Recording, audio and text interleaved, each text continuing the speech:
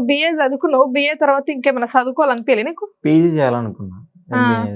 PG కాస్త tick talk అయిందా? అంతే. నా కొంచెం ఫైనాన్షియల్ ప్రాబ్లం వల్ల ఏం చేయలేదు.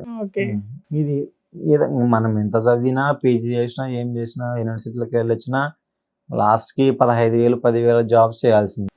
అదేదో ఇప్పటి నుంచే మనం ఏదైనా అందరూ వేసుకుంటారు, ఎంఏలు మాస్టర్స్ చేసిన వాళ్ళు అందరూ గట్టిగా వేసుకుంటారు.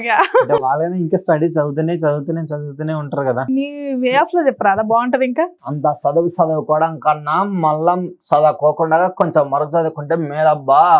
ఎందుకంటే అంత వరకు చదువుకొని మళ్ళీ డబ్బులు ఖర్చు చేయడానికన్నా ఊక ఉండేది మేలు. ఎందుకు చెప్పలా, అంత పెద్ద చదువు కన్నా మా ఊర్లో వాడైతే నెలకి 20,000 సంపాదిస్తున్నాడు 10వ తరగతి. మళ్ళీ నీకు నాకు డిఫరెన్స్ ఏమే వానికి నీకు. మళ్ళా అదే మళ్ళా చెప్తున్నా చూడరింగా.